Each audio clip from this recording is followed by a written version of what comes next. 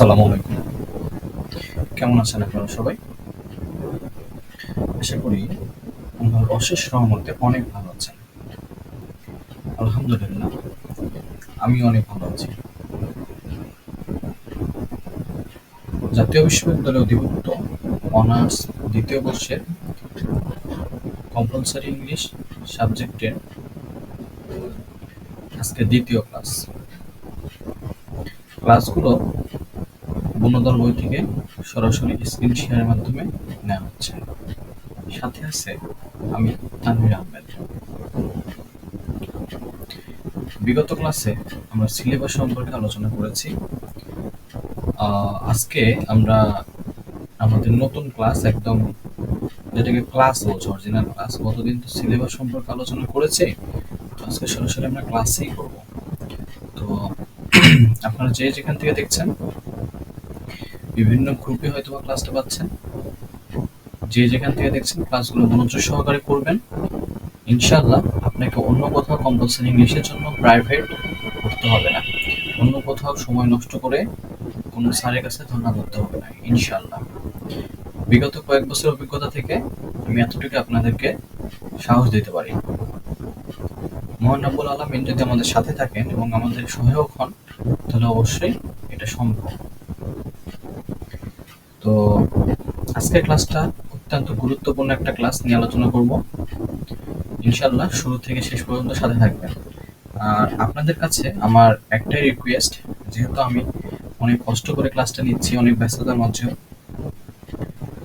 তো আমি যদি এত কষ্ট করে এত সময় দিয়ে আপনাদেরকে ফ্রি সার্ভিস দিতে পারি, তো আপনাদেরকে কিচ্ছু করার দরকার নেই। শুধু আপনারা ক্লাস কেমন লাগছে, ক্লাস করছেন কিনা, সবকিছু ঠিকঠাক আছে কিনা, অথবা যদি আপনার ক্লাস ভালো না লাগে সেটা আপনি কমেন্ট করবেন।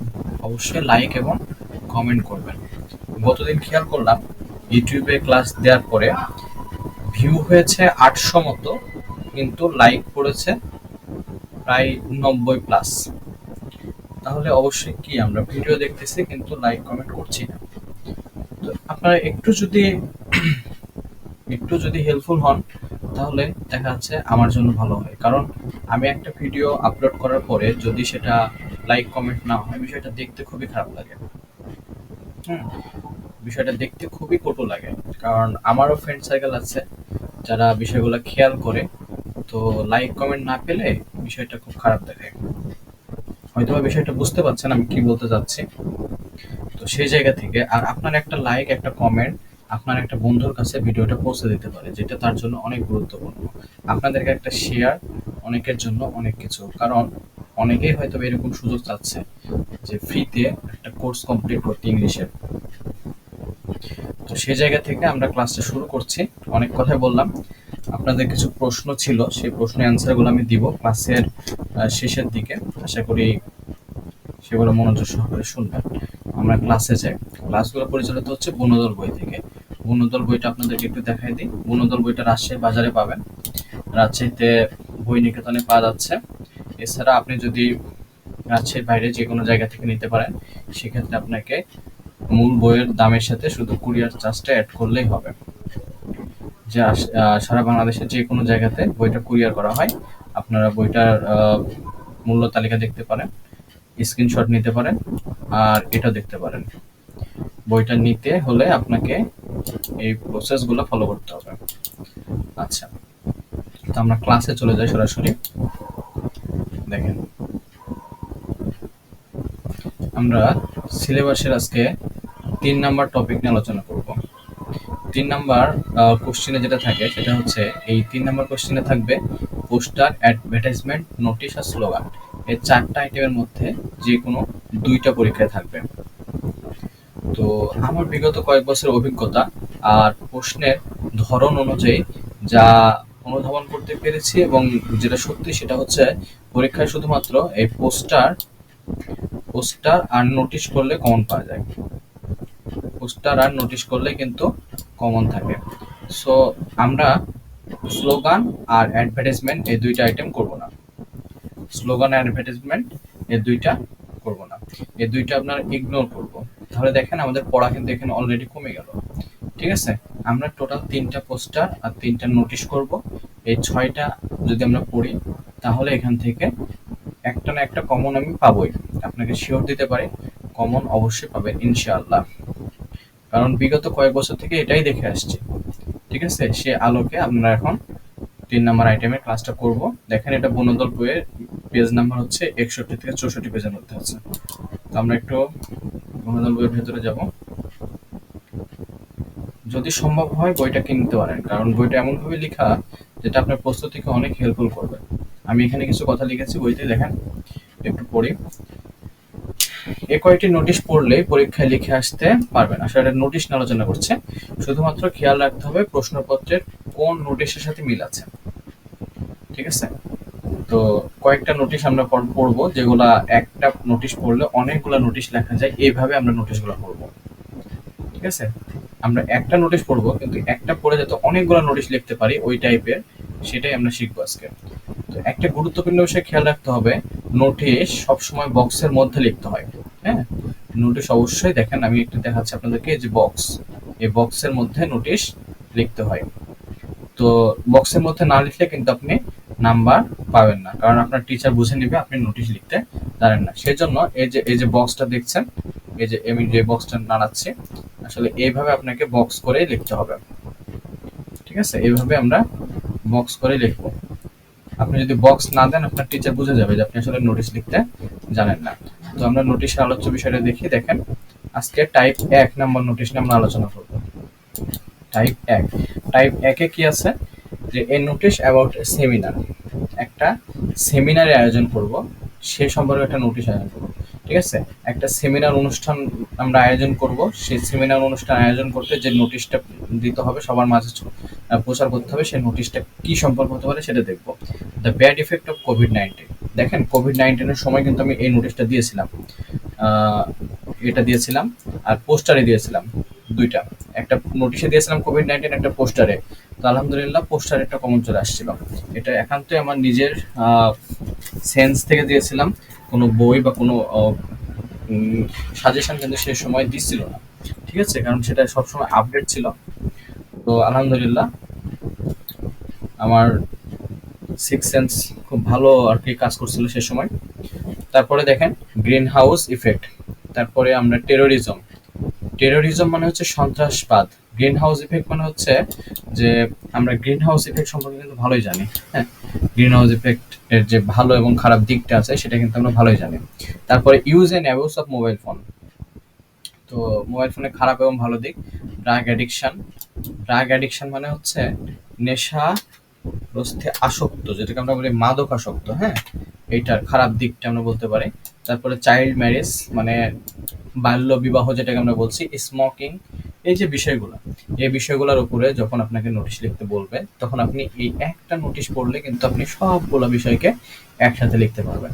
আমরা সেই বিষয়টাই এখন দেখব। এখন কোনো কারণে ধরেন এইরকমটা না দিয়ে, ঠিক আছে, এরকমটা না দিয়ে যদি আরো কোনো অন্য কোনো খারাপ দিক দেয়, ঠিক আছে, সেগুলোও কিন্তু আমরা এই নোটিশগুলোতে লিখতে পারবো। ঠিক আছে, তো খারাপ দিক সম্পর্কে বললে কিন্তু আমরা এই নোটিশে লিখতে পারবো। তো দেখেন আমরা নোটিশটা কিভাবে অ্যারেঞ্জমেন্ট করেছি আর কিভাবে লিখবো।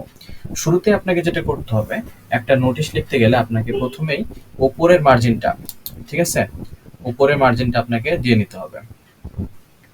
এই ওপরের লাইন বক্সের ওপরের দাগটা দিয়ে নিতে হবে। ওপরের দাগ দেওয়ার পরে আপনি বামে এবং ডানে দাগটা দিবেন। এরপরে আপনি নিচের যে দাগটা রয়েছে, নিচের যে দাগ, এই নিচের দাগটা আপনি পরে দিবেন, লেখা শেষে তারপরে নিচের দাগটা দিবেন, কারণ আপনার কতটুকু লেখা আসবে এটা আপনি কিন্তু জানেন না। এই জন্য ওপরে ডানে বামে 3টা দাগ দিয়ে নেবেন। মার্জিনের অবশ্যই ভেতরে থাকবে দাগ, কিন্তু মার্জিনের সাথে, খাতার যে মার্জিন থাকে পরীক্ষার খাতায় যে মার্জিন থাকে অবশ্যই মার্জিনের সাথে দাগটা লাগিয়ে দিবেন না। যদি সম্ভব হয় মার্জিন থেকে একটু 1 আঙ্গুল 2 আঙ্গুল দূরে দিবেন। ঠিক আছে, মার্জিনের সাথে কিন্তু দাগ লাগানো যাবে না। বক্সের যে দাগ, বক্সের যে ছক, এটা মার্জিনের সাথে দেওয়া যাবে না, মার্জিন থেকে বাইরে দিতে হবে। দেখেন আমারটা কিন্তু মার্জিন থেকে বাইরে আছে। ঠিক আছে, তো শুরুতে যেটা করতে হবে, যেই কলেজ বা যে প্রতিষ্ঠান এই সেমিনারটি আয়োজন করবে, ধরেন এখানে নোটিশটা অ্যারেঞ্জমেন্ট করেছে কোনো একটা সেমিনার, কোনো একটা ক্লাব আয়োজন করছে, ধরেন প্রাণ আরএফএল কোম্পানি একটা নোটিশ আয়োজন করছে, একটা সেমিনারে আয়োজন করছে। তো এখানে কিন্তু আমার সেই ক্লাব, এই যে রাজশাহী কলেজ যেখানে দিচ্ছি আমি, এই জায়গায় কিন্তু সেই প্রতিষ্ঠানের নাম দিতে হবে। ঠিক আছে, এখানে রাজশাহী কলেজ অ্যারেঞ্জমেন্ট করছে, তার মানে আমি রাজশাহী কলেজের নাম দিচ্ছি। এখানে যদি রাজশাহী কলেজ না করে যদি ঢাকা কলেজ, চট্টগ্রাম কলেজ, ঠিক আছে, অথবা new government degree college Rajshahi, court college Rajshahi, ঠিক আছে।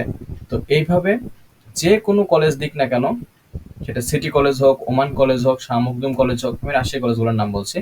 আমার অনেক পছন্দের কিছু ছোট ভাই বোনেরা এখানে পড়ছে, তো সেই জন্য আমি রাজশাহীর নামগুলাই দিয়েছি আর কি। আর যেহেতু আমার কলেজ রাজশাহী, এই জন্য রাজশাহীর নাম এখানে ইনক্লুড করা আছে। আপনারা আপনাদের কোশ্চিনের নাম অনুযায়ী দিতে পারেন, অথবা নিজের প্রতিষ্ঠানের নামও দিতে পারেন, সমস্যা নেই। তো দেখেন, আমরা প্রথমে কি করলাম, একদম নোটিশের শুরুতে আমরা প্রতিষ্ঠানের নাম দিলাম। প্রতিষ্ঠানের নাম যখন আমরা দেওয়া শেষ, তখন আমি পরে এখানে বড় করে, এই যে এই জায়গাটায় বড় করে আমি নোটিশ লিখবো। ঠিক আছে, বড় করে এই জায়গাটা আমি নোটিশ লিখে দিব।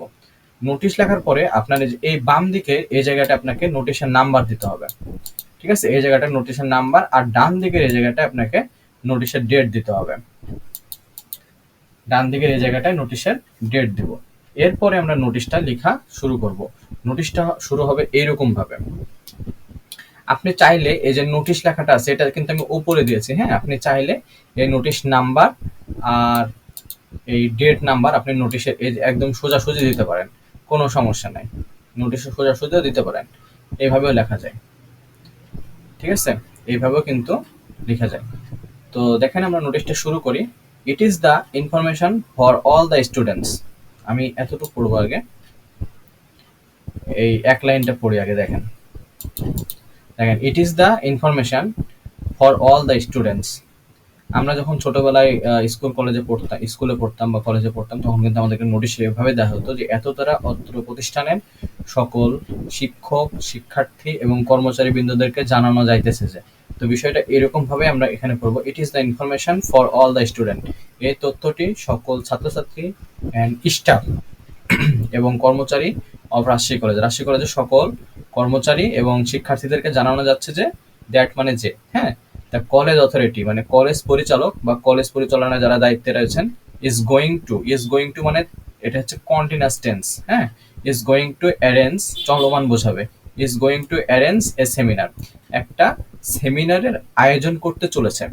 এর অর্থটা হচ্ছে ইজ গোয়িং টু বলছে যেহেতু, সেমিনারের আয়োজন করতে চলেছে।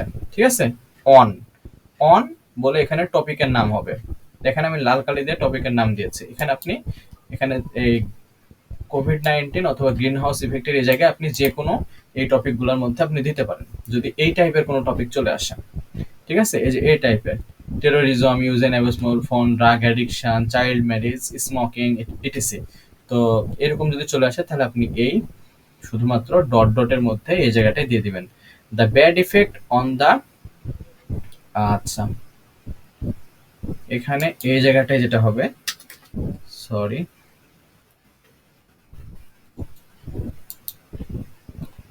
এখানে ব্যাড ইফেক্ট অন বলে এখানে টপিকের নাম হবে। ঠিক আছে, এখানে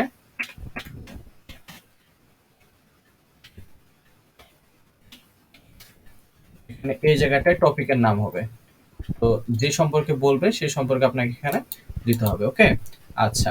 তো সেটা কখন অনুষ্ঠিত হবে, দ্য নেক্সট 20 ফেব্রুয়ারি। আপনি যেই সালে পরীক্ষা দিবেন সেই সালের নাম দিয়ে দিবেন। আমি 2022 লিখছিলাম, আচ্ছা 23 করে দিচ্ছি। ঠিক আছে, তো এইভাবে আপনি আপনার পরীক্ষা যখন অনুষ্ঠিত হবে, পরীক্ষা অনুষ্ঠিত হওয়ার 10 দিন পরের ডেট দিবেন, সামনের ডেট দিবেন। ঠিক আছে, আপনার পরীক্ষা যদি 21 ফেব্রুয়ারি হয়, তাহলে আপনি পরীক্ষার ডেট দিবেন হচ্ছে 29 ফেব্রুয়ারি অথবা 10 মার্চ, এরকম ভাবে সবসময় সামনের দিকের ডেট দিবেন, ফলোয়িং ডেট। ঠিক আছে, অ্যাট কয়টার সময় অনুষ্ঠিত হবে অনুষ্ঠানটা, 11টার সময়। তো 11 AM, at 11 AM in the college auditorium. এখানে কোথায় অনুষ্ঠিত হবে সেটাও বলে দিচ্ছে। ঠিক আছে, কত তারিখ, কয়টার সময় এবং কোথায়। All are asked to attend the seminar, মানে সকলকে সেমিনারে অংশগ্রহণ করার জন্য বিশেষভাবে বলা হলো। তো এটা হচ্ছে একটা নোটিশের বডি। এই 3টা লাইন হচ্ছে নোটিশের বডি। তো এই 3টা লাইনের পরে দেখেন এখানে কলেজ অথরিটি বলেন, কোম্পানি অথরিটি বলেন, অথবা প্রতিষ্ঠান, যে কোনো প্রতিষ্ঠানের পরিচালকের নাম আসবে। তো আমাদের প্রতিষ্ঠানের বর্তমান প্রিন্সিপাল, আশিক কলেজের বর্তমান প্রিন্সিপাল হচ্ছেন প্রফেসর এমডি আব্দুল খালেক, মানে মোহাম্মদ আব্দুল খালেক। তো এই যে দেখেন এখানে একটা কনফিউশন আছে, প্রিন্সিপাল বানান, ঠিক আছে, প্রিন্সিপাল বানান। আপনাদের যদি কাছে যদি বই থেকে থাকে, জাতীয় বিশ্ববিদ্যালয় অধিভুক্ত অনার্স দ্বিতীয় বর্ষের কম্পালসরি ইংলিশের যদি কোনো বই থেকে থাকে, তাহলে আপনারা দেখবেন যে প্রিন্সিপাল বানান প্রিন্সিপাল, তো PALE লেখা আছে। হ্যাঁ, প্রিন্সিপাল বানান আসলে এটা প্রজ্ঞাপন ও শব্দের অর্থ, ওইটা হবে না। এই প্রিন্সিপাল বানান হয় এইটা, পাল। আপনারা ছোটবেলা থেকে হয়তো ওইটাই শিখে আসছেন, PRINCIPALE দিয়ে আপনারা শিখে আসছেন, আসলে এটা ভুল হবে, আসলে PAL হবে। আর নিচে হবে কলেজের নাম, প্রতিষ্ঠানের নাম অথবা কোম্পানির নাম। তো এই তো ছিল আজকের নোটিশ 1। আশা করি সামনের নোটিশ আমরা কমপ্লিট করব। এভাবে 3টা নোটিশ পড়বো ইনশাল্লাহ, পরীক্ষায় এই 3টার মধ্যে থাকবে, অথবা এটা না নোটিশ যদি না কমন পাই তাহলে আমরা পোস্টার থেকে কমন পাবো, পোস্টার থেকে কমন না পেলে নোটিশ থেকে পাবো ইনশাআল্লাহ। ঠিক আছে, আল্লাহর উপর ভরসা রাখছি আমি, আর আমার উপরে এবং আল্লাহর উপরে ভরসা রাখেন আপনারা। তো আজকের ক্লাসটা এই পর্যন্তই শেষ করব। ভালো থাকবেন, সুস্থ থাকবেন সবাই। আর একটু বলে রাখি, একটু কথা না বললেই না, আপনারা কিছু প্রশ্ন করেছেন, সেগুলো অ্যান্সারগুলো একটু দিন, একটু মনোযোগ সহকারে শোনেন। প্রথম কথা হচ্ছে যে ইউটিউবে ক্লাস আপলোড দিই কেন, অথবা লাইভ ক্লাস নিই না কেন। লাইভ ক্লাস নিই না এই জন্য ভাইয়া, কারণ আমি নিজে অনেক সময় ব্যস্ত থাকি। লাইভ ক্লাস নিতে হলে একটা নির্দিষ্ট টাইমে উপস্থিত থাকতে হবে, আমার নির্দিষ্ট টাইমে উপস্থিত থাকা সম্ভব না, আর নির্দিষ্ট টাইমে আপনারা উপস্থিত থাকতে পারবেন না। দেখা যাচ্ছে 2, 5 জন 10 জন নিয়ে লাইভ ক্লাস আসলে পরিচালনা করে আসলে মজা পাওয়া যাবে না, এই জন্য লাইভ ক্লাসটা নেওয়া হয় না। আর রেকর্ড ক্লাস এর জন্য দেওয়া হয় যে রেকর্ড ক্লাস আমি দিয়ে রাখলাম, আপনারা যে কোনো সময় যখন তখন ঢুকে সুবিধা মতো নিজের সময় মতো ক্লাসগুলো করে নিতে পারবেন, এবং পরবর্তীতে যদি আবার সেই ক্লাসটা দরকার পড়ে তখনও করে নিতে পারবেন। এটা হচ্ছে রেগুলার ক্লাসের সুবিধা। আচ্ছা, ইউটিউবে ক্লাস আপলোড দিই কেন? ইউটিউবে তো অনেক ক্লাস আছে, হ্যাঁ, ইউটিউবে অনেক স্যারের অনেক ক্লাস আছে, কিন্তু আসলে কয়জন স্যার এইভাবে ধারাবাহিকভাবে একটা বই শেষ করেছে অথবা একটা কোর্স কমপ্লিট করেছে আমার জানা নাই। হয়তো এরকম আছে যে নোটিশের উপরে একটা দুটা ভিডিও আপলোড করছে, অথবা পোস্টারের উপর একটা দুটা ভিডিও আপলোড করছে, কোনো একটা টপিক সম্পর্কে তারা ভিডিও আপলোড করছে, কিন্তু পুরো একটা কোর্স ফ্রিতে এইভাবে কমপ্লিট করছে বলে আমার জানা নেই, থাকতেও পারে, জানা নেই আমার। আর মেসেঞ্জার গ্রুপ, হ্যাঁ, মেসেঞ্জার গ্রুপে অ্যাড থাকবো কেন? যদি ইউটিউব অথবা গ্রুপে আমি ক্লাসগুলো পেয়ে যাই, তাহলে মেসেঞ্জার গ্রুপে অ্যাড থাকবো কেন? ভাই, মেসেঞ্জার গ্রুপে অ্যাড থাকা এবং না থাকা সেটা সম্পূর্ণ আপনার ইচ্ছা, আপনি থাকতেও পারেন না থাকতেও পারেন, তবে মেসেঞ্জার গ্রুপে থাকলে যেটা সুবিধা হবে সেটা আপনাকে বলি। এবারই যারা প্রমাণ পেয়েছেন, যারা আমার ক্লাসগুলো করেছিলেন আগে, আপনারা তো সেখানে এর মধ্যে নাই, যুক্ত নাই, আপনারা এটা জানেন না। পরীক্ষার আগ মুহূর্তে যে স্টুডেন্টরা ইংলিশ নিয়ে অনেক অনেক টেনশন করে, অনেক বেশি টেনশন করে, আপনারা সেই স্টেজে এখনো যান নাই বলে বুঝতে পারছেন না। তো সেই সময় কিছু সাপোর্টের দরকার হয়, ভাইয়া এই প্যারাগ্রাফটা, ভাইয়া এইটা যদি বোঝাই দিতেন, ভাইয়া ওইটা যদি করে দিতেন, এই যে বিষয়গুলা, এই বিষয়গুলো শুধুমাত্র মেসেঞ্জার গ্রুপে যারা অ্যাড থাকে তাদেরকে সাহায্য করা হয়।